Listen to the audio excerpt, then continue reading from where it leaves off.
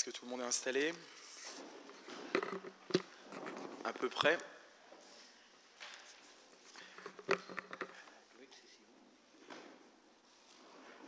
Loïc, il est là ou il est aux toilettes? Ah ok, bon, on va l'attendre.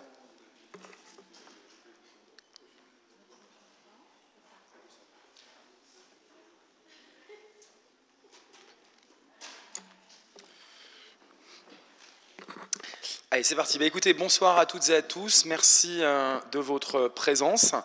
Parce que ce soir, eh bien, on est un petit peu moins nombreux, évidemment. Il y a le Covid qui sévit, donc pas mal d'absents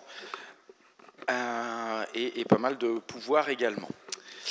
Donc je vais vous donner les pouvoirs tout de suite avec Philippe Thiebaud qui donne pouvoir à Benjamin Gastaldello, Philippe Latour qui donne pouvoir à Didier Buisson, Corinne Tirard qui est excusée, Agnès Durand qui donne pouvoir à Chantal Nélaton, Sevgi Pinarbazi qui donne pouvoir à Bess Macaron et Sandrine Sibu qui donne pouvoir à Loïc Cessillon.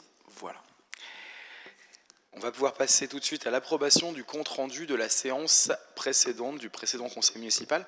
Est-ce qu'il y a des questions par rapport au compte-rendu que vous avez tous reçu, je l'espère? Pas de questions particulières? Qui s'oppose? Qui s'abstient? Je vous remercie. Toujours dans la continuité du changement et de l'adressage, eh bien, il vous est demandé ce soir de pouvoir... Oui, faire passer la feuille. Pardon. T'attaques... C'est la poste. La poste, non? Voilà, faire passer les feuilles. Donc, je vais signer tout de suite. Ça sera fait. Tchac. Allez. Voilà. Alors, nouvelle dénomination de voie à créer, première délibération. Comme vous n'êtes pas censé l'ignorer, et je pense que tous sommes au courant, eh bien l'adressage se poursuit, touche à sa fin. L'ensemble des plaques ont été posées par les agents communaux. Alors aujourd'hui, il reste encore quelques petits lieux à terminer, notamment les nouvelles maisons, les nouvelles impasses. Et puis ensuite, il va y avoir l'ensemble des problèmes à gérer ou des potentiels conflits d'adressage. Je parle bien de conflits d'adressage, pas de conflits plus graves que ça. Cependant, il nous est demandé de pouvoir mettre d'autres impasses ou dénominations en place. Et donc ce soir, il y en a 4 qui sont proposés. Vous avez les lieux à peu près identifiés pour ceux qui connaissent bien le nom des rues, avec notamment surtout sur la rue Jean Janin, là, donc juste celle qui est derrière la salle des fêtes, avec l'impasse Martial Pivon qui devrait être à créer, et ensuite l'allée de la Cartoucherie qui est suivante, rue de la Liberté, je m'excuse, vers la Cartoucherie, évidemment, derrière l'usine de cartoucherie. L'impasse des Libellules également, au début du chemin de l'Étendière, et l'impasse Ninon-Valin. Alors l'impasse des Libellules, un lotissement qui est créé, donc un chemin de l'Étendière, autant le faire tout de suite. Et puis l'impasse Ninon-Valin, qui est au début de la rue de la République, quand on vient, un lotissement qui va également être créé. Est-ce qu'il y a des questions par rapport à ces lieux? Oui. Oui, pardon. Attends. C'est ouvert, hein? C'est bon? Tu m'entends? Bon. Pourquoi on ne pourrait pas mettre, on n'a pas pensé aussi à notre ancien maire, un de nos anciens maires, Maurice Gaillard. Une rue, Maurice Gaillard. Alors, moi, dans la continuité, j'ai une autre question. Alors, désolé. Alors, oui, non, mais il est tout à fait possible et entendable de mettre un nombre de gares. Alors, à l'époque, ce qui avait été émis, c'est que voilà, il y aurait eu beaucoup d'élus potentiels ou personnes à mettre. Oui, mais on a Jean Janin. On a Jean Janin qui existe, on a Éloi Cuchet, la place, voilà, qui peut être mis. Moi, la question, elle est un peu similaire. De la même style. La question, c'est comment est-ce que les noms ont été choisis? Est-ce que ça a été fait de manière concertée ou je ne sais pas? Alors oui, il y a une commission qui se réunissait pour les choix des noms. Ils n'avaient pas été faits seuls. Moi, je ne suis pas contre. Avec la population? Alors, il était en concertation avec la population dans certains quartiers où il y a eu un choix qui a été fait et la population a pu émettre des hypothèses. Voilà. Ça n'a pas toujours été évident de travailler avec tout le monde et de façon paritaire sur l'ensemble des rues, parce que forcément ça demandait une concertation plus longue et souvent il y avait quand même autant de possibilités que d'habitants, ou que de propositions en tout cas, à minima, parce que chacun le voyait un peu de sa façon et avec ses goûts et pas forcément avec l'historique. Bon, moi maintenant, si on souhaite aujourd'hui changer un nom, moi, ça ne me dérange pas du tout, j'y vois pas de problème particulier. Peut-être finalement que l'impasse des libellules pourrait être changée. Ça reste une petite rue. Dominique me disait qu'il y en aurait encore d'autres à créer.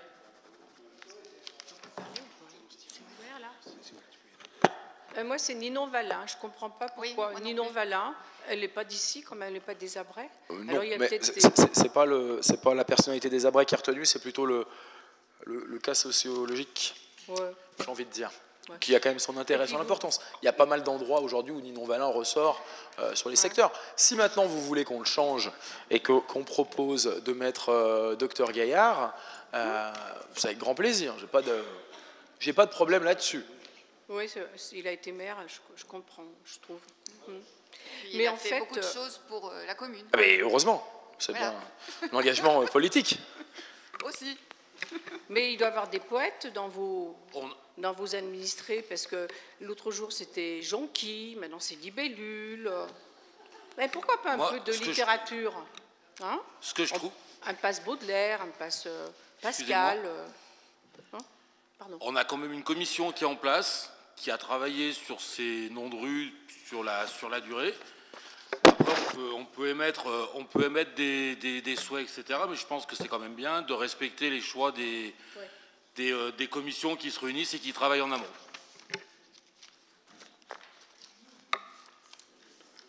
On n'est pas spécialement invité aux commissions. Pas à toutes. Et puis c'était des réflexions qui n'avaient rien de négatif. Ah non, mais c'est pas ça que... Je crois pas que c'est ça que dit Jean-Marc, c'est que la commission... En fait, c'est Philippe... Non.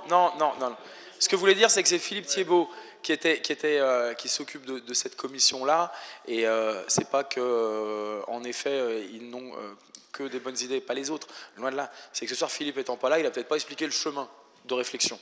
Hein? Moi, je trouve que l'idée de Mme Chuzel est bonne. Ouais. Gaillard, c'est une très bonne... Enfin, remplacer Valin par Gaillard, ce serait... Ouais. On va demander à la famille. Il faut demander, oui. Je pense que ça vaut le coup. Est-ce qu'il y a une urgence de délibérer sur cette... Ou alors, écoutez, est-ce que la prochaine... Pas pour celle-là ? Est-ce qu'on peut se dire que la prochaine, on fait la demande à la famille, qui j'en suis sûr acceptera, et ce serait très bien de pouvoir... citer un ancien maire, on a fait le choix quand même que ce soit des gens qui ne soient plus aujourd'hui non plus de vivants, parce qu'il y avait aussi cette question-là qui avait été mise sur la table, que ça avait été le cas à plusieurs endroits. Donc,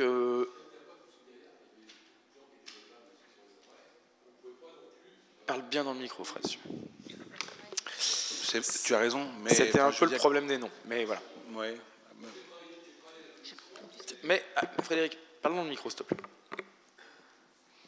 Si tu veux répondre, je te laisserai. Si tu veux répondre.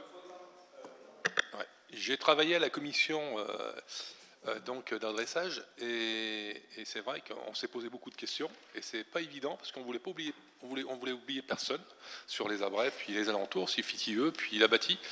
Et il est clair qu'à un moment, c'est plus facile de dire la rue des Jonquilles pour Madame... bah oui, c'est plus facile que oublier peut-être des notables des Abrais, parce qu'on n'est pas que... Il y a surtout qu'on est engagé pour le climat. Et puis, oui, on est engagé pour le climat. Voilà, simplement. C'est bien. Non, mais c'est très bien les Jonquilles, c'est pas ça, mais c'est juste par rapport...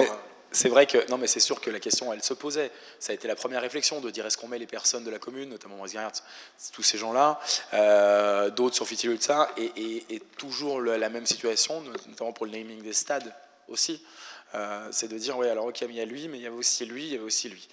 Je pense que les maires, c'est un... Je ne vais pas défendre la cause, hein, mais c'est une caste un peu à part, en tout cas qui avait été engagée par les précédents élus, parce qu'il y avait déjà des noms d'anciens maires. Voilà. Bon, écoutez, moi je vous propose qu'on délibère sur ces impasses ce soir avec ces noms. Le nom de Martial Pivon, voilà, aujourd'hui Martial Pivon, il a été mis à l'honneur également par le biais de la remise de la médaille des justes parmi les justes, et il habitait sur ce lieu qui est la poterie, anciennement le site de la poterie, donc la poterie Pivon, donc il semblait être intéressant de rejoindre les deux causes. Demain, prochaine avancée, je vous propose qu'on travaille de façon paritaire, et n'hésitez pas à me faire part de si vous voulez venir à cette commission-là, de façon paritaire, sur des noms de personnalités locales, notamment les anciens maires, parce qu'il y en a beaucoup qui n'ont pas été cités, et je pense également à Fitilieu ou à la Bâtie-Lévisan, où il n'y a pas le nom des anciens, Madame Perrin, des anciens maires. Madame Perrin qui a beaucoup œuvré dans... Oui, ça ne s'arrête pas forcément au maire. C'est vrai. Allez, je vous propose de délibérer, et les prochains noms, je souhaite qu'ils passent, en effet, sur proposition, avec des noms d'élus, de personnes publiques. Qui s'oppose? Qui s'abstient? Une abstention. 2 abstentions. Je vous remercie. Réélection des membres élus au CCAS. Suite à la démission de Philippe Thiebaud, il convient d'élire de nouveau sur le principe les délégués du Conseil municipal du CCAS sur la base d'une liste complète. Suite à la démission de M. Picaretta, Madame et Messieurs Picaretta, Chambretti, Rulet, comme membre du Conseil municipal, comme membre du Conseil du CCAS nommé par le maire, il conviendra également de procéder à une nomination complémentaire. Le nombre de membres du CCAS restera le même. Donc, on a ce soir à délibérer sur la liste des personnes élues, hein, et puis par arrêté, eh bien, il y aura un remplacement proposé de M. Picaretta et de Mesdames Rulet et Chambretti, voilà, par arrêté du maire. Donc, il convient ce soir de délibérer sur les noms des membres élus au CCAS, élus du conseil municipal, délégués du conseil municipal. La liste qui vous est proposée en remplacement: Valérie Argou, Bess Macaron, Chantal Nélaton, Morgane Gallier, Nathalie Meunier, Sevgi Pinard-Bazy, Pascal Imbert et Marie-Blanche Perrin. Bien évidemment, le maire également, Benjamin Gestaldello, qui vient en personne surnuméraire de cette liste d'élus au CCAS. Question? Qui s'oppose? Qui s'abstient? Je vous remercie. Reversement au CCAS du produit de la vente à la laiterie. Alors, il y a 2 ventes ce soir qu'on va pouvoir et qu'on va devoir, que l'on va devoir mettre à l'actif du CCAS. Il y a la vente de la foire de printemps et la vente du mobilier, de la vente qui s'est dite à la laiterie, vous savez, sur le mobilier des écoles et tout cela, qu'on récupère, qu'on stocke et dont on ne sait malheureusement pas trop quoi faire arriver à un certain moment, hein, parce que toutes les communes sont dans la même situation. Donc il avait été organisé une vente où les habitants de la commune, et d'ailleurs un peu plus loin, même s'ils le souhaitaient, pouvaient venir pour acheter des choses s'ils le voulaient. Ce produit de vente de mobilier laiterie a rapporté 933 €, et le produit de vente de la foire de printemps, lui, de 220 €, ce qui nous fait un total de 1153 € à devoir verser au CCAS. Et pour cela, il convient de prendre une délibération pour autoriser le conseil municipal à faire ce versement. Des questions? Bon, par rapport à ce document purement comptable. Qui s'oppose? Qui s'abstient? Je vous remercie. Je crois que depuis, on a eu pas mal de nouveaux mobiliers, enfin pas forcément de nouveaux mobiliers, mais de nouvelles choses qui ont été triées. Il serait peut-être temps de réfléchir à une seconde phase de vente, hein, pour voilà, des choses qui aujourd'hui malheureusement ne servent plus et doivent trouver une deuxième vie. Délibération numéro 4, autorisation de vente du terrain communal, route du Macle. La commune a acheté en novembre 2019 un ténement de M. Monnier d'une superficie d'environ 3000 m². La société Isère Habitat, moyennant un montant de 200 000 €, nous propose de requérir cet espace pour un projet, comme il vous est indiqué, n'est-ce pas, de 15 habitats, notamment avec de l'habitat collectif, de l'habitat, excusez-moi, individuel et de l'habitat jumelé. Voilà, donc 15 opérations, 15 lots. On a eu plusieurs offres. Je parlais notamment d'offres à 200 000 € de la part de plusieurs promoteurs. Il y avait notamment des questions de performance énergétique et environnementale qui avaient été demandées auprès de ces promoteurs. Certains y répondaient, d'autres non, mais dans la plupart du temps, ils en prenaient quand même la mesure, tous, évidemment. Et puis surtout, il y avait un nombre de logements, voilà, que les élus ne souhaitaient pas être excessifs. Donc, 15 logements paraissaient garantir une cohérence au niveau de ce quartier, et notamment au niveau du lotissement déjà présent aujourd'hui, proposé par le bailleur Pluralis, qui est très demandé d'ailleurs par les habitants du territoire et du périmètre, et donc de continuer finalement à ce lotissement avec de l'habitat à taille réduite, c'est-à-dire qu'il n'y aura que du R+1 proposé et du rez-de-jardin obligatoirement. François. Ouais, en fait, j'ai deux questions. Alors, c'est Isère Habitat, pas Alpes Isère Habitat, on est d'accord? C'est un promoteur privé? Non, alors privé-public, qui marche en promotion privé-public, qui reste dans le même domaine. Isère Habitat, c'est un promoteur qui est aujourd'hui, qui a été issu, me semble-t-il,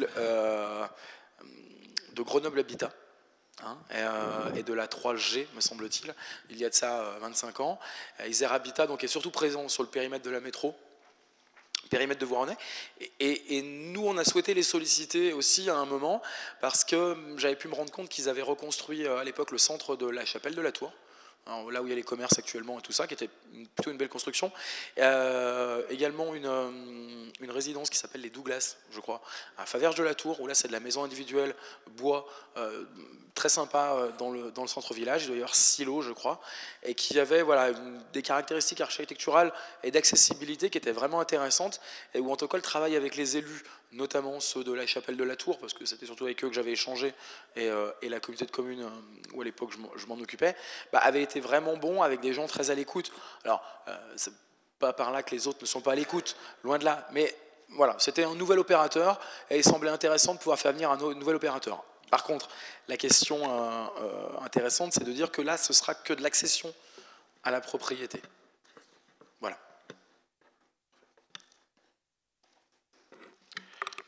Petite question, on l'avait acquis combien? 200 000 € ou 210 000 €. Non, 200 000 €. À reconfirmer. 200 ou 210. Et c'était en 2018. Ouais, non, parce qu'après, il y a des ventes, et je vois là, ça fait du 66 € à peu près, au mètre carré. Oui. Oui, vas-y. Oui, alors, on l'a, à l'époque, quand il a été acheté, on revérifiera, je ne veux pas m'avancer, mais il y avait une maison dans l'angle, voilà, qui était inhabitée depuis plus d'une dizaine d'années. Cette maison, il y avait un péril, en effet, sur une partie, pas sur la totalité. La commune avait souhaité le racheter pour continuer l'aménagement centre-bourg, agrandir les voiries, mettre un passage piéton, et donc conditionner ce terrain finalement au devenir de la commune, avec un retrait de la route, des espaces de parking en limite de voirie. Aujourd'hui, c'est ce qui est fait, ce qui a attaqué d'être fait d'ailleurs depuis quelques temps. Eiffage est venu poser les premières bordures et entamer le travail. Donc le terrain qui était de 3300 aujourd'hui est d'un peu moins de 3000 m², me semble-t-il. Donc conditionne aussi le prix de vente, bien évidemment. Et donc le prix du mètre carré, oui, pardon, ça je cherchais. Le prix du mètre carré, finalement, on se rend compte que c'est un peu le prix à Fitilieu.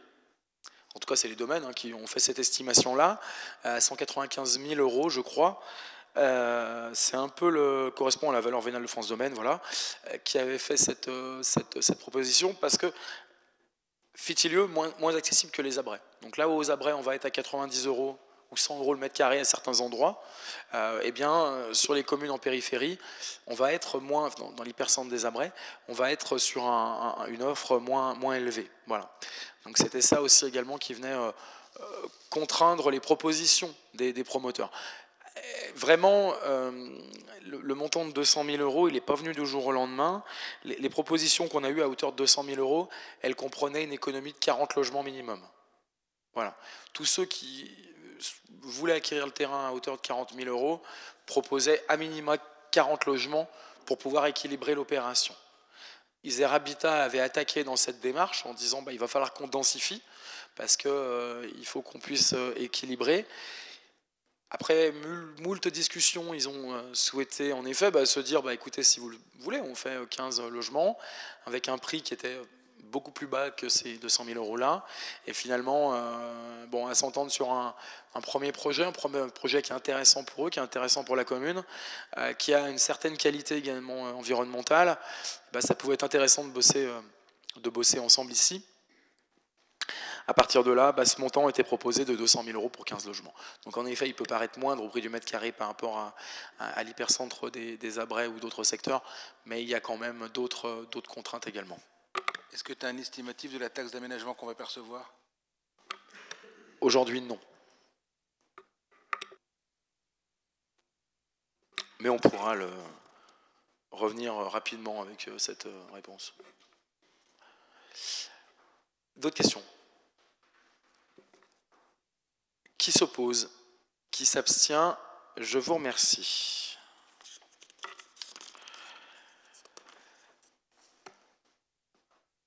Délibération numéro 2022-5, autorisation d'achat du chemin du Moran.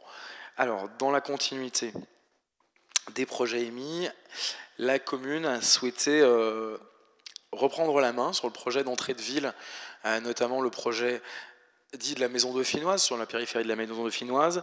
Le promoteur n'ayant pas pu continuer à avancer, n'avait aujourd'hui pas réellement de solution pour pouvoir construire. Et on avait trouvé une qui nous semblait très mal adaptée, parce que, évidemment, assez haute et assez dense par rapport au terrain de 3000 m², enfin de 3500 m², qui de fait imposait en entrée de ville. À partir de là, la commune avait émis, en tout cas la majorité avait exprimé le souhait de réacquérir ce terrain pour pouvoir en refaire un jardin de ville, et puis également améliorer les espaces potentiels de parking. Donc il convenait de pouvoir travailler avec l'opérateur qui, dans un premier temps, nous avait fait une proposition à hauteur de 790 000 €, ce qui, me semble-t-il, n'était en aucun cas concevable, et en tout cas qui n'était pas du tout l'option que souhaitaient envisager les élus.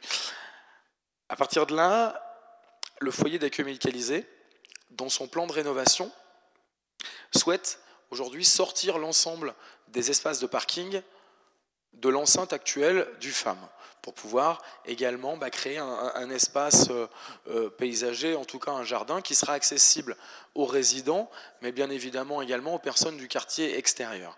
Et donc souhaite sortir ces parkings de leur terrain. Alors malgré l'aménagement possible que la commune pourra faire le long des voiries, il va forcément manquer d'espace, au moins pour les visiteurs, si ce n'est pour les salariés. Et donc il était important de pouvoir trouver de l'espace ailleurs. Un privé souhaitait vendre, là on va pouvoir se rapprocher, voilà, souhaitait vendre son terrain, en tout cas vérité de vente, et un terrain qui est plutôt bien situé, bien aménagé, bien desservi. Le FAM souhaite externaliser ses parkings, et un opérateur qui aujourd'hui dispose d'un terrain souhaiterait créer une résidence privée dans le centre-ville de la commune, mais ne peut pas le réaliser sur le terrain de la rue Gambetta. De plus, le syndicat des eaux est aujourd'hui à la peine avec ses sorties de camions qui sortent sur la route 75, sur la route Gambetta, et qui, d'une, sont dangereuses, et deuxièmement, engorgent également le potentiel réseau. Il devenait intéressant pour eux de pouvoir avoir une sortie, pourquoi pas, et c'est ce qui avait été envisagé en 2018 par ce même syndicat, d'avoir une sortie sur la rue Chemin du Moran. Il a donc été proposé au syndicat de devenir co-acquéreur avec la commune et potentiellement le FAM à terme, eh bien d'un espace pour leur permettre de sortir leurs véhicules. Donc une proposition de division a été faite. On ne la voit pas ici tout de suite, mais elle sera actée demain. Une proposition de division a été faite sur ce parking-là. On peut même descendre au projet parce que je pense qu'on la verra un peu mieux. Pour que voilà, vous la voyez donc sur le plein axe, en bas de cette coupe. Vous pouvez voir voilà, l'entrée et la sortie des véhicules du syndicat des eaux qui a été vue avec eux. Donc voilà une bande de 10 mètres le long pour leur permettre de sortir sur cette face sud et donc de récupérer le rond-point de façon sécurisée au même titre que les autres camions de la zone industrielle. Sur toujours cette coupe, on peut voir l'espace parking végétalisé qui donne sur le chemin du Morand, et ce qui va nous permettre donc de sortir et de mutualiser l'espace de parking qu'a l'opérateur potentiel, si bien évidemment la mairie acquiert le terrain, qui va pouvoir être mutualisé donc avec les personnes du FAM, et nous permettre, dans l'enceinte du FAM, de pouvoir sortir tous les véhicules et de réaliser un réel jardin de façon sécurisée et ouvert également sur l'extérieur. L'opérateur a déjà attaqué à travailler sur une faisabilité, c'est les coupes que l'on voit rapidement, sur une faisabilité d'immeubles en résidence sur ce terrain-là. Et il semble que finalement, l'achat par la commune, l'échange avec le terrain d'en haut, plus la division parcellaire et la revente au syndicat des eaux, est une solution qui vient finalement emboîter beaucoup d'envie de la part de différents opérateurs.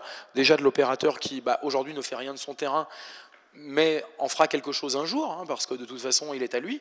Et s'il n'en fait rien et qu'il le garde, ça restera une friche, malgré les sollicitations répétées que l'on peut lui faire pour entretenir ce dernier. Mais il n'y aura rien d'autre du moment qu'il ne veut pas le vendre et s'il souhaite équilibrer son opération. Le foyer d'accueil médicalisé n'a pas les moyens d'acheter aujourd'hui le terrain seul, évidemment, pour mettre du parking, et ce serait difficilement supportable, donc ne créerait pas cet espace paysager. Et puis la commune, finalement, ne serait pas gagnante parce qu'elle n'arriverait pas à aménager son centre-ville, son entrée de ville, et de créer ce jardin de ville, ce jardin public à l'entrée de la commune, et de réussir à créer ce cheminement doux, notamment par l'arrière de l'église et qui rejoint jusqu'à l'école Tabarlis, qui avait été un souhait et qui aujourd'hui est à l'étude avec les différents propriétaires des terrains. Donc c'est pour moi une belle opportunité, sincèrement, parce que ce terrain est finalement une clé de voûte à plusieurs problèmes et qui me semble être très intéressant. Voilà. Les questions ?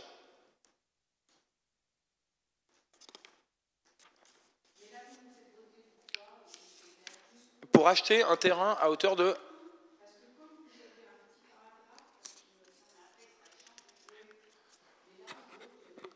Alors nous on vote aujourd'hui pour l'achat, on vote pour l'achat de cette autorisation d'achat du terrain du chemin du Morand. Mais pour être totalement transparent, le chemin intellectuel ou technique, pardonnez-moi, le chemin technique a été complètement expliqué dans la délibération et j'ai pu apporter deux, trois autres éléments, notamment par rapport au parking mutualisé. Ce qui a été convenu avec l'opérateur est défini, si on est autorisé à acheter et à échanger ce terrain. Donc pour être plus clair et aller plus loin dans la discussion, l'idée était donc de ce soir évidemment d'acter l'autorisation d'achat du terrain chemin du Morand. Petite question. La mutualisation du parking sera actée ? Oui. C'est ce qui va expliquer la différence de prix ? Non. Non ? Parce pas que du tout. Bonjour la Soult. Alors, aujourd'hui, il y a un France Domaine, toujours pareil, malgré la différence de prix, a estimé les deux terrains à une valeur vénale différente. Voilà, au mètre carré. Pas la même implantation, pas le même attrait. Et d'ailleurs, ce n'était pas forcément clair non plus pour l'opérateur d'aller là-bas. Dans un premier temps, il ne voyait pas trop où c'était. Bon, voilà.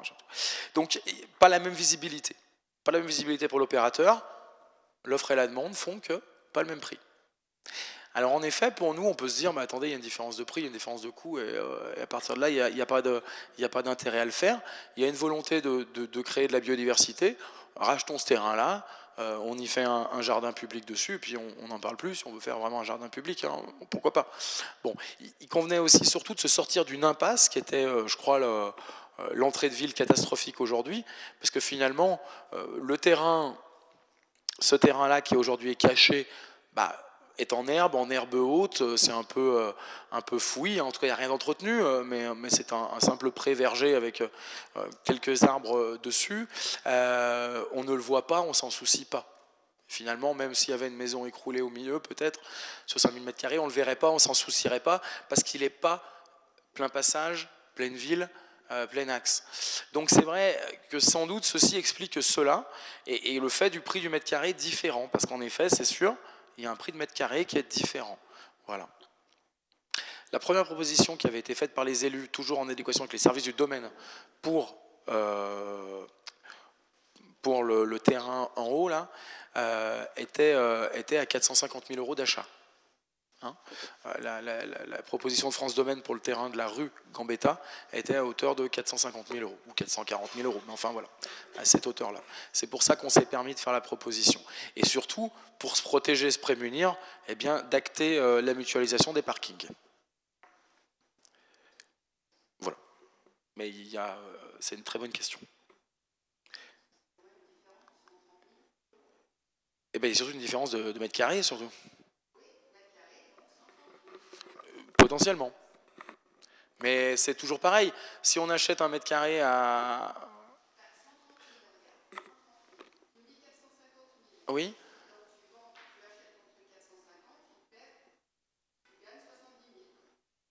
Qui gagne 70 000 ?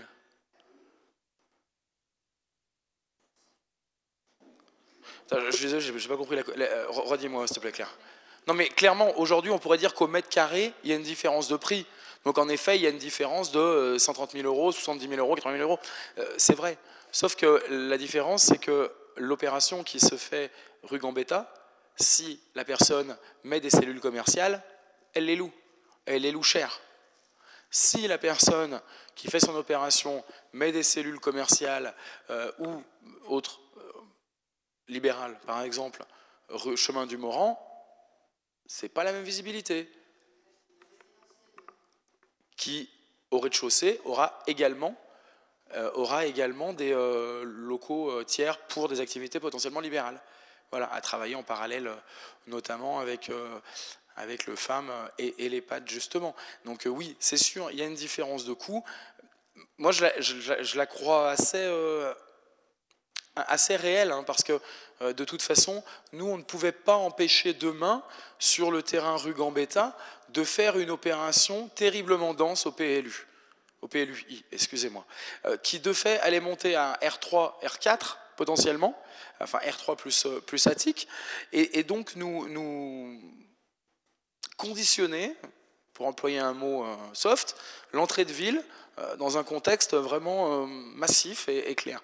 Et surtout, finalement, éteindre la maison dauphinoise au milieu et puis éteindre l'entrée de ville. On allait voir un immense bloc, ce que permettait le PLUI, et ça s'arrêtait à ça. C'était pas la volonté. La volonté qui a été proposée, c'était justement de créer ce jardin de ville. À partir de là, dont acte. Il fallait trouver un arrangement. Le premier arrangement, qui était le prix donc, du mètre carré potentiel, je rappelle, la valeur du terrain proposé par France Domaine était à hauteur de 440 000 €, 450 000 € pour le terrain Gambetta. C'est sa valeur. C'est sa valeur. Donc aujourd'hui, nous, on achète un autre terrain à 450 000 €. Et si demain, on doit vendre le terrain Gambetta, potentiellement, qui pourrait être jardin de ville, mais pourrait être vendu, je ne sais pas, par malheur, sa valeur serait de vente, serait de 450 000 €, celle de France Domaine. Non, mais en fait, ce qui se passe, c'est que, on va dire, il n'y a pas de sortie d'argent, il y a un échange. Mais si vous regardez bien les chiffres, vous allez acheter 30% de plus que vous ne vendez. En fait, quel gagnant là-dedans ? Non, mais attendez. Attendez, monsieur le maire, le gagnant là-dedans, vous savez qui c'est ? J'ai un mauvais esprit. C'est le promoteur immobilier. Je ne vois pas pourquoi la mairie des Abrets serait mécène d'un promoteur. Je ne suis pas d'accord. Et puis franchement, ce terrain, personne ne le regarde. Moi, je passe tout le temps, la personne le regarde. Vous mettez un petit peu d'herbe et puis vous avez dit ce que vous avez parfaitement dit. Moi, je passe tout le temps, je le vois pas. Ouais. Et puis il y a déjà le parc Bissau. Voilà. Alors, on va faire un terrain. On va acheter ce terrain. On va faire un terrain là. Qui va aller là, hein? Ça va être encore les mêmes problèmes que je vois à côté de chez moi au parc Bissau, hein. Donc, il faudra mettre un ASV tout le temps, hein. Alors, je reviens quand même clairement sur la situation. Aujourd'hui, le promoteur, il a un terrain sur lequel il peut faire une promotion. D'accord ? La même promotion qu'il va faire sur ce terrain-là, il a le droit de la faire sur le terrain de rue Gambetta. Donc, il avait déposé le permis, c'était fait acté. On n'avait pas de moyen de l'empêcher de le faire. Ben là, maintenant, au PLU, il pouvait le faire. Alors comment, pardon ? Attends, laisse-moi terminer, s'il te plaît. Laisse-moi terminer. Fred, aujourd'hui, au PLU, il peut faire ce projet en haut de la rue Gambetta. Mais parce que la majorité estime que ce n'est pas du tout le lieu pour le faire. Mais pas du tout. Il y a une autre volonté qui a été décidée. À partir de là, la valeur, c'était une question d'emplacement. Un commerce en plein centre-ville des Abrais ou sur la rue Gondran, même 2 fois plus grand, ne vaut pas le même prix. C'est l'offre et la demande. C'est la question du marché. Et ça, j'entends qu'au prix du mètre carré, pour une maison d'habitation, eh bien, en effet, on peut estimer qu'être à 150 mètres à droite ou 150 mètres à gauche du centre-ville, c'est exactement le même prix. Mais enfin, il y a plein de choses qui rentrent en ligne de compte. L'environnement du quartier, ses dessertes de mobilité douce, son réseau de transport, enfin, je ne sais pas, n'importe quelle question. Donc aujourd'hui, on ne peut pas appliquer une théorie de mètre carré, d'autant plus quand on est en façade de ville. Voilà. Enfin, mais par contre, je peux bien comprendre que oui, mais dans un cas où on voudrait faire une maison d'habitation, il n'y a pas de différence entre celui-ci et celui-là. Mais ce n'est pas ce cas-là qui est présenté aujourd'hui. Non, mais monsieur le maire, je vois que vous allez l'acheter 400 000. Pour le mettre en forme, avec ce que vous voulez faire, qui n'est pas idiot, hein, je ne dis pas ça, vous allez rajouter 200 000. Ça va nous faire 600 000. Hein. Je ne sais pas si... C'est écrit quelque part qu'il va y avoir 200 000 euros de travaux ? Ah ben parce que l'aménagement, vous n'allez pas vous en sortir à moins de 200 000. Ah ben écoutez, si vous voulez nous faire une offre de travaux paysagers dessus à 200 000, je suis pas sûr que je la retienne, mais peut-être, potentiellement, sans doute. En tout cas, il y aura des coûts d'aménagement, futurs. Mais ce qui est important aussi, c'est de prémunir l'avenir, c'est de reprendre la main également sur la question du bien immobilier et des opportunités qu'on a de tenir les entrées de ville et autres. Je suis d'accord avec vous qu'il va y avoir un coût induit, évidemment, hein, il va y avoir un coût d'achat, et demain il va y avoir forcément un coût qui va être mis à l'aménagement, c'est évident. Hein, et il faudra qu'on leur apporte autre chose aux habitants que ce qui existe déjà sur le territoire, qui peut être au parc Bissau, qui peut être d'ailleurs à d'autres endroits de la commune, c'est vrai. C'est un très bon projet pour la commune et je pense que cet échange est une bonne idée et que c'est quelque chose pour moi, de créer ce parking pour l'accès à Jean Janin, c'est excellent. Cette opportunité, à mon avis, je donne mon avis personnel, est une bonne opportunité et on va dans la bonne direction. Pour moi, c'est bien d'aménager cette entrée de ville autrement et puis d'en prendre la main dessus. Et au contraire, je trouve ça très bien. Et pareil pour le centre Jean Janin. Ouais, je dis que c'est un très bon projet. Alors moi, je disais simplement que l'achat du terrain, c'est très bien. L'achat, vous voulez faire tout ce que vous voulez faire, c'est très bien. Ce qui ne me plaisait pas, intellectuellement, c'était voilà, c'était tout. Et Marie-Blanche, je vous reconnais bien là-dessus, parce qu'à chaque fois qu'on a ce type de discussion, vous êtes assez droite sur ce sujet-là, et c'est vrai qu'en effet, intellectuellement, on peut le penser aussi comme ça, et j'entends, tout à fait. Et j'entends Claire également, qui a cet avis-là. Et également, voilà, ce qui est souvent un peu plus, non pas un peu plus complexe, pas ça, mais c'est l'autre façon de réfléchir, c'est surtout qu'on n'a pas la même économie sur l'habitat collectif que sur l'habitat individuel. Et on va pouvoir s'en rendre compte avec notamment des propositions. On a proposé à la vente le terrain du Guillet. Vous savez, par exemple, pour le terrain à hauteur de 200 000 euros qu'on vient de souhaiter vendre à Isère Habitat, on a potentiellement eu des offres un peu plus hautes. Alors pas de 100 000 euros, attention, hein, mais pour faire de la maison individuelle. Il y aura des personnes qui voudront acheter ces 3000 m² pour faire 3 fois 1000 m² et vendre ce terrain à hauteur de 100 000 euros, donc de l'acheter 70 000 euros par terrain. Donc voilà, mais malheureusement, chez nous, c'est une autre réalité. C'est souvent, plus on monte, moins malheureusement, on peut dégager de bénéfices pour le foncier par rapport à quelqu'un qui veut acheter une maison avec beaucoup d'espace vert pour avoir une belle liberté. Et généralement, les personnes qui peuvent se payer ça, eh ben, c'est ceux qui peuvent mettre beaucoup d'argent sur leur terrain. Donc ce qui vient aussi fausser un peu, souvent, nous, notre réflexion, notamment sur nos territoires dits en périphérie ou urbains. Voilà. Est-ce qu'il y a d'autres questions ?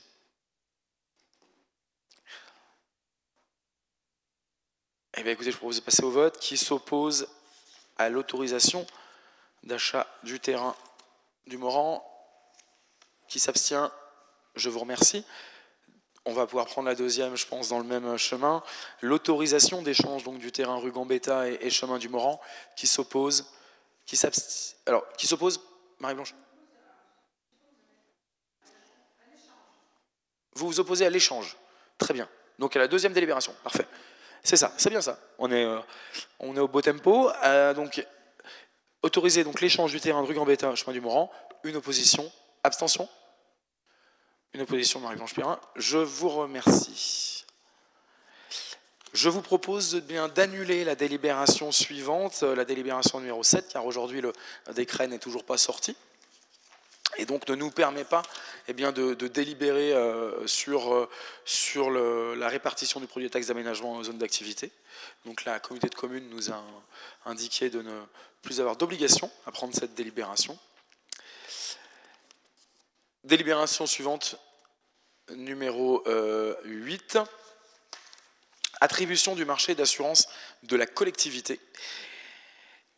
Donc, la collectivité, la commune des Abrins-Dauphiné a souhaité donc, évidemment reconsulter plusieurs cabinets d'assurance pour pouvoir répondre aux risques et aux protections des biens de la commune, ainsi qu'au parc véhicule responsabilité civile, et également y ajouter un volet cyber-risque.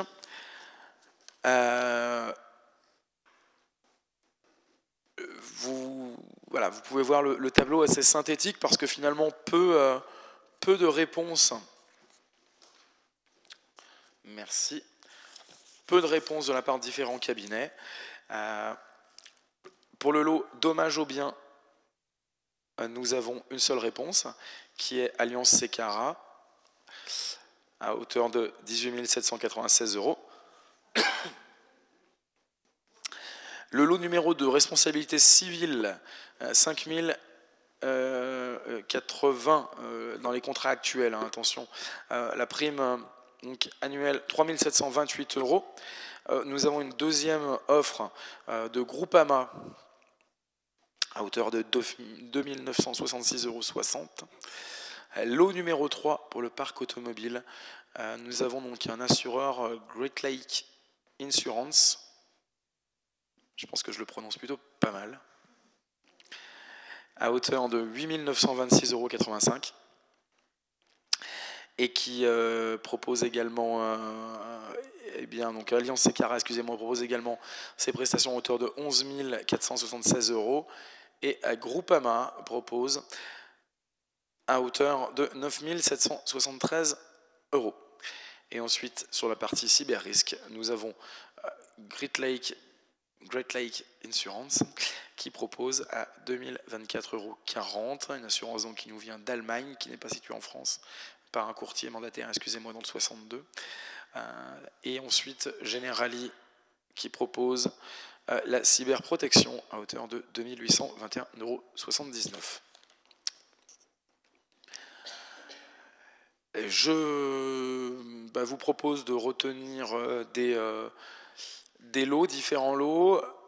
Nous avons aujourd'hui un travail qui est fourni par le groupe Alliance sur la commune qui se passe plutôt pas mal. Je ne sais que penser. Voilà. Déjà peu de retours. Et on n'a surtout pas l'analyse technique qui n'a encore pas été réalisée, parce qu'on a pu voir tout à l'heure, l'analyse technique par le cabinet AFC, qui doit nous faire un retour. C'est vrai que il serait peut-être intéressant de pouvoir continuer la consulte et puis surtout d'avoir ce retour d'analyse exact, parce qu'on a quand même des disparités quelquefois assez fortes, je pense surtout au lot parc automobile, finalement, où on est à plus ou moins 20-25%, donc où l'analyse technique sera sans doute plus fine. Et puis également pour la responsabilité civile, bien que finalement la différence est moindre, à hauteur de 800 €. Et puis les cyber-risques, là pour le coup, il n'y a pas d'offre, il n'y a que 2 offres, hein, donc voilà, mais qui se tiennent à peu près. Donc, pour information, est-ce qu'il y a des questions par rapport déjà à ces assurances ou des... En fait, je pense que pour choisir, effectivement, tu as raison, il faut savoir le prix, c'est quelque chose, mais il faut savoir ce qu'on assure pour ce prix-là, quoi. Et comment on assure. Donc, en fait, je pense que l'analyse est primordiale avant de décider quoi que ce soit. Oui, et puis savoir, je ne les connais pas, c'est les assurances. Non, mais l'Allemagne, là. Excuse-moi, tu as un rapport rapide, quoi. Je veux dire, demain, il y a un accident, qu'est-ce qu'on fait ? Great Lake Insurance ? Oui. Voilà. Prennent en charge que les Mercedes et BMW, je crois. Non, voilà, on n'a pas de rapport, donc c'est pour ça. Et surtout, on a eu aussi une arrivée tardive d'un des opérateurs, d'un des assureurs, excusez-moi, là, qui n'est arrivé finalement que ce soir, qu'on a rajouté au tableau des consultes. Sur le principe, au départ, on n'avait pas... Groupama ? Non. Bah, tu m'as dit tout à l'heure qu'il n'y avait pas, qu'on a reçu dans la preuve, non ? Ok. Oui, il est arrivé dans les délais. Oui, non, mais on ne l'avait pas rajouté, c'est vrai, pardon. Et donc, voilà, là où il n'y avait qu'Alliance, il y a des moments, il y en a 2, il y a des moments, il n'y en a pas. Bon, c'est voilà, une situation qui est un peu compliquée. Donc, si vous êtes d'accord, on ajourne, on attend le rapport de l'analyse AFC, excusez-moi, du cabinet d'analyse, qui viendra nous redonner les bons éléments.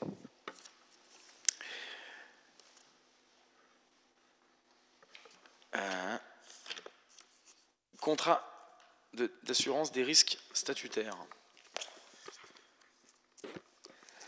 Donc, depuis plusieurs années, le centre de gestion de l'ISER propose aux collectivités de le missionner pour réaliser les procédures de marché public au profit des communes qui le souhaitent dans le domaine des assurances du personnel notamment. Et pour le coup, c'est celle-ci qu'on va pouvoir délibérer. La commune bénéficie donc de cette démarche pour l'assurance contre le risque statutaire de son personnel, arrêt maladie, accident de travail, longue maladie, maladie de longue durée, mais également pour permettre aux agents de bénéficier d'une mutuelle complémentaire et d'une assurance prévoyance. La démarche est la même qu'avec le TE38 pour les contrats d'électricité et de gaz. Le contrat d'assurance des risques statutaires arrive à échéance et il convient de mandater, si vous l'accordez, le centre de gestion pour lancer la procédure à notre place. Au terme de la procédure et en fonction des offres, le conseil municipal aura donc le choix de retenir ou non la proposition d'assurance proposée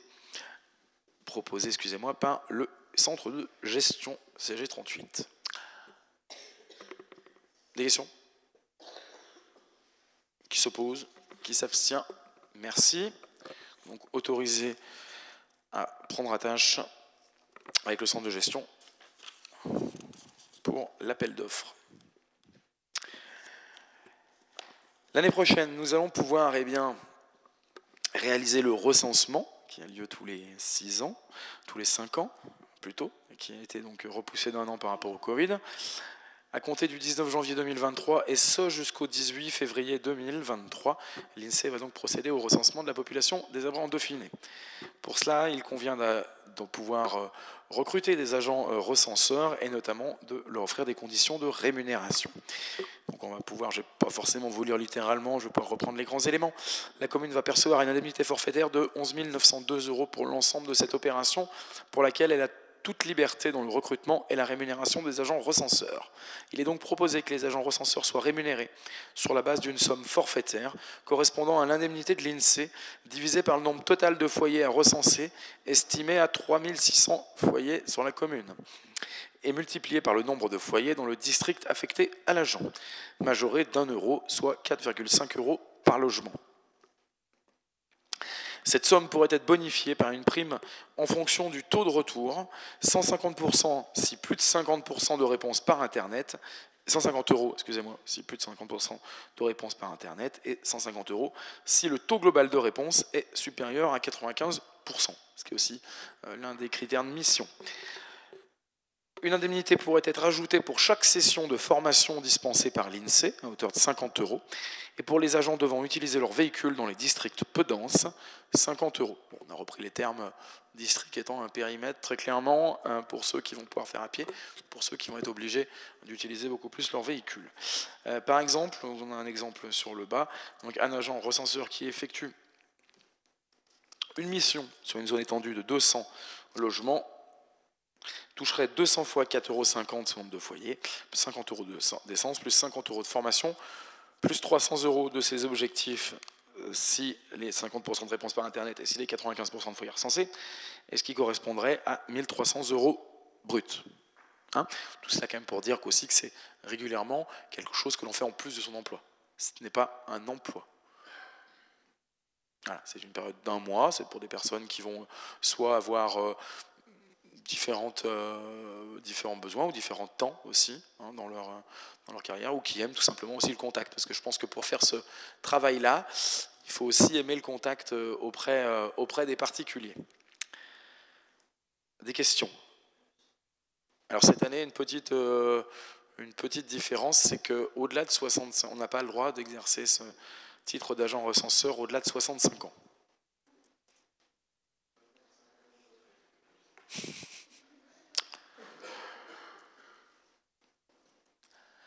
Des questions par rapport à cela? Non?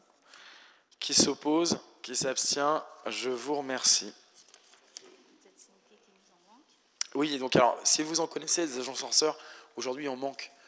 Donc si les personnes souhaitent venir et qu'elles ont moins de 65 ans, et plus quand même c'est combien, 21 ans? 18 ans? 18 ans, d'accord.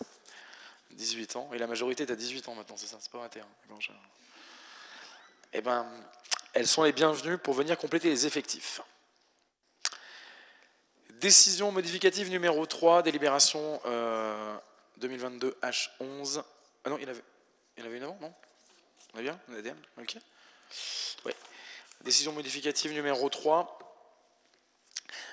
Au jour du Conseil municipal, les rémunérations et les charges auront été calculées pour le mois de décembre. Il est donc proposé, à l'inverse des précédentes décision modificative, de procéder à un virement de crédit permettant de basculer 50 000 € de crédit disponible du chapitre 12, charge à caractère personnel, vers le charge de personnel, excusez-moi, vers le chapitre 11, 011, charge à caractère général.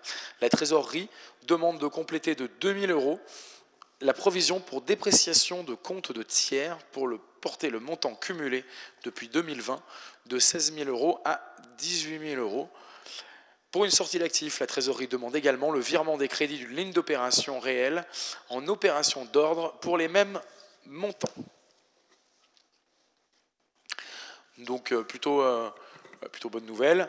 On va pouvoir enlever 50 000 € des précédentes DM qui impactaient également évidemment la collectivité comme toute dépense, mais en tout cas les charges de personnel pour les rajouter sur un chapitre où potentiellement il y aura des difficultés dans les prochains mois, bien que c'est pour le mois de décembre, les charges à caractère général, celles du chapitre 11, notamment l'énergie, les diverses énergies utilisées par la commune. Et puis les autres délibérations, régularisations, là on est vraiment sur de l'opération courante, et voilà, il y a une petite coquille, normalement sur le bas de la feuille, je crois, c'est ça ?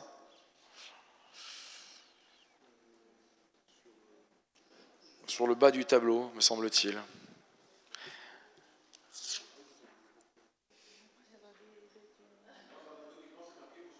Oui, c'est pour ça. Je demanderais de bien respecter le vote, s'il vous plaît, parce qu'on prévoit avant, donc c'est quand même dommage. Alors, c'est un copier-coller. Des questions par rapport à ces régularisations? Qui s'oppose? Qui s'abstient? Je vous remercie. Alors, sur Sur la même idée, je vous proposerai en fin de conseil une autre régularisation qui nous a été demandée très tardivement. Et évidemment, vous pouvez ou pas refuser de délibérer. C'est sur... Aujourd'hui, la trésorerie nous refuse le chèque de location d'une salle des fêtes, car la périodicité de la période de location n'est pas la bonne. C'est-à-dire qu'initialement, on avait mis sur les contrats que la salle chartreuse à Fitilieu, à côté du foot, ne pouvait pas être louée pendant la saison sportive, pour éviter cumul. Il se trouve qu'elle a été louée quelquefois en chevauchant sur la période sportive, donc les gens ont fait un chèque de 150 € de location, et la trésorerie nous refuse ce chèque de 150 € parce qu'elle est sur la période sportive. Voilà. Donc on peut quand même reconnaître qu'on a des trésoriers qui font très bien leur travail et qui analysent finement les documents. Je vous proposerai de passer cette délibération, si vous le souhaitez, à la fin en vous expliquant bien le cas, hein, pour être très clair. Pour modifier, autoriser à changer les statuts et donc enlever la périodicité dans les contrats de location des salles des fêtes. Délibération numéro 12, demande de subvention du collège Marcel Bouvier pour voyage scolaire. Le collège Marcel Bouvier sollicite le conseil municipal pour l'octroi d'une subvention afin d'aider au financement d'un voyage scolaire à Rome pour les élèves de 4e et 3e du 22 au 26 mai 2023. 17 élèves sur 50 habitent aux Abrets en Dauphiné. Donc il vous est proposé de financer à hauteur de 50 € pour les 17 élèves de la commune des Abrets inscrits en 4e et en 3e. Enfin, du moins, élèves de 4e et de 3e. Question par rapport à ça? Comment? Non? On le voit en Italie quand même, c'est pas grave. Je vais donner un peu. Eh bien, écoutez, qui s'oppose, qui s'abstient? Tu t'abstiens? Vous préférez qu'ils aient en Angleterre, en Allemagne? Non, mais il y a des enfants? Très bien. Et délibération 2022-H13, convention petit déjeuner pour les écoles abrésiennes. Je laisse la parole à Hélène Pégou.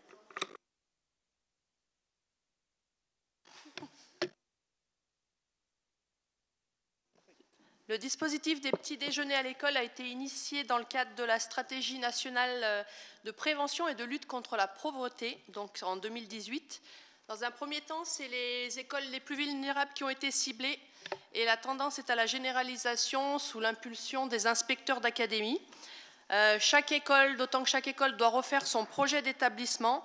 L'un des axes est l'éducation à la santé, la promotion de la santé à l'école, sachant qu'en moyenne, 3 enfants par classe arrivent à l'école le ventre vide. Et connaissant l'importance de ce repas dans la journée d'un enfant et l'importance de l'équilibre alimentaire, pardon ? Ce projet, en fait, va permettre aux enseignants de pouvoir travailler sur ces objectifs en bénéficiant de l'aide des municipalités, car le but de la convention, en fait, pour la mairie, c'est d'apporter un soutien logistique et financier, vous l'aurez bien compris. C'est une alliance entre la communauté éducative et les équipes municipales. Et la signature de cette convention, en fait, permettra d'obtenir une prise en charge financière par le ministère de l'Éducation nationale à hauteur de 1,30 € par enfant par petit-déj. Suite à la réunion avec les directeurs d'école, les élus et la cuisine centrale, chaque école a calé son organisation en fonction de son projet d'établissement, son projet pédagogique, pardon, en prenant en compte bien sûr les contraintes de la cuisine centrale pour les commandes, notre respect de la politique du local et du bio et les contraintes des agents pour la distribution. Au niveau des produits, donc produits laitiers, ça sera fromage local, lait, produits céréaliers, différents pains, maïs, complet, noix qui seront demandés aux boulangeries locales et des fruits frais et des fruits secs. Donc le projet débutera la 2e semaine de janvier, une fois par semaine le vendredi, donc charge aux écoles de s'occuper de la prise du petit déjeuner et d'informer les familles. Et en moyenne, 3 685 petits déjeuners seront servis d'ici la fin de l'année scolaire. Et la demande de subvention s'élève à 4 790 € et 50 centimes.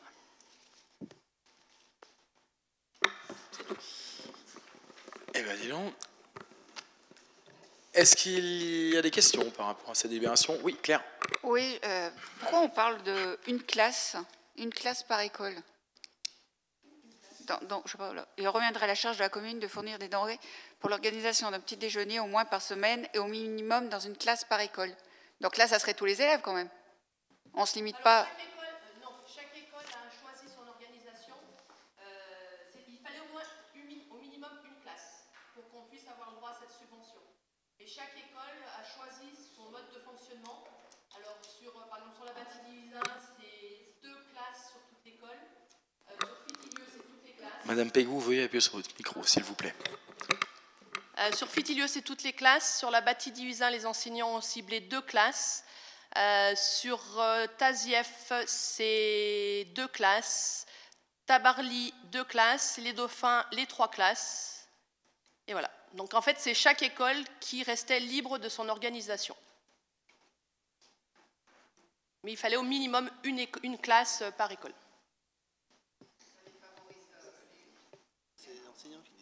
Après, ouais, mais nous, là, on ne peut pas intervenir. Après, c'est les enseignants qui décident qui veut s'engager ou pas dans le projet. Mais enfin, les classes, elles vont tourner quand même, j'espère. Non, ce n'est pas notre compétence. C'est la compétence de l'éducation nationale, ça. Ouais, non, c'est les enseignants qui veulent s'engagent dans le projet. Si l'enseignant n'est pas volontaire, personne ne peut le forcer. Mais ça me choque. Alors les gosses, ils vont regarder les autres... Ça va être pris dans les classes, en fait. Ah. Les petits-déj seront pris dans la classe. Ouais, mais... C'est compétence d'éducation nationale, tu n'as pas le droit de t'immiscer. Non mais à nous de réaliser le travail avec l'équipe enseignante, mais enfin les enseignants également entre eux, je pense notamment aux directeurs de site, qui vont être proactifs sur le sujet pour que les enseignants soient réceptifs à cette situation, parce qu'en effet, il serait gênant que certains y aient accès et pas d'autres.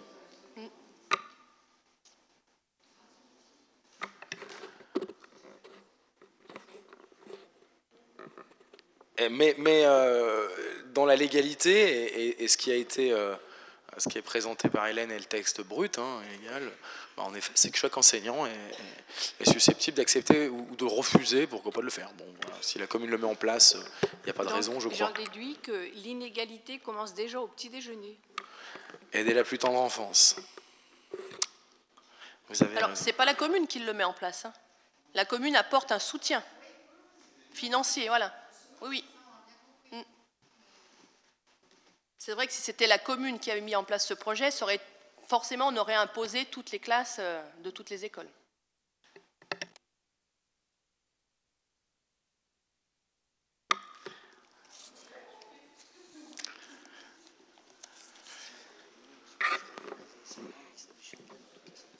Et de rouge.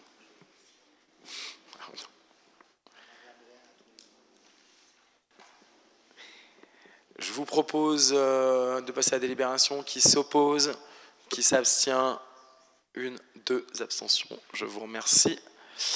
Donc je vous propose de rajouter cette délibération pour enlever la périodicité de location de la salle des fêtes chartreuse, celle qui est située. Alors on va devoir faire 2 délibérations. Déjà d'autoriser à rajouter cette délibération. Je vais vous lire l'énoncé avant, et ensuite de délibérer, si bien évidemment vous acceptez de délibérer sur ce sujet-là. Donc la délibération consisterait à enlever le terme juillet et août uniquement, d'accord, pour la location de la salle chartreuse, en sachant qu'il n'y a que cette salle qui est conditionnée par une date et une périodicité. Pour vous redire un petit peu ce qui est de cette salle, association de la commune uniquement 100 €, entreprise ou particulier de la commune 150 €, entreprise ou particulier extérieur à la commune 400 €, participation aux frais de chauffage 60 €, caution location matériel 500 €, caution nettoyage de la salle et du matériel 100 € et location à l'heure dans la journée, une location du lundi au vendredi à 30 €. Ça, c'est plutôt pour les réunions d'entreprise ou également pour les conseils syndicaux qui pourraient demander à se réunir. Voilà. Donc, la délibération consisterait à parler de la salle chartreuse juillet et août uniquement. Est-ce que quelqu'un s'oppose à ce que cette délibération soit mise à l'ordre du jour de ce conseil municipal. Est-ce que quelqu'un s'abstient à ce que cette délibération soit mise à jour du conseil municipal? Merci. Est-ce que quelqu'un s'oppose à ce que l'on enlève le terme juillet et août uniquement à la location de la salle chartreuse? Est-ce que quelqu'un s'abstient? Je vous remercie. On peut passer aux questions diverses. Et je suis désolée, mais je n'ai pas réagi assez vite. C'est l'âge. Par exemple, pour la délibération sur le petit déjeuner, je voudrais m'opposer parce que ça me choque. C'est trop tard. Légalement, est-ce que c'est trop tard? Monsieur Berthy, je vous remercie de dire oui. Ouais. Vous en prie, Madame Perrin, on avait peur que vous souhaitiez venir prendre le petit déjeuner à l'école, et là on se posait la question de savoir si vous pouviez, mais vous pouvez bien évidemment vous opposer maintenant à cette délibération. Donc, ce qui nous fait une opposition, 2 abstentions. On est d'accord? Merci beaucoup. Je vous en prie, Madame.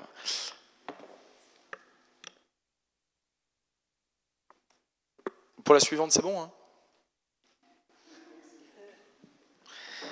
Allez, on peut passer aux questions diverses, s'il vous plaît.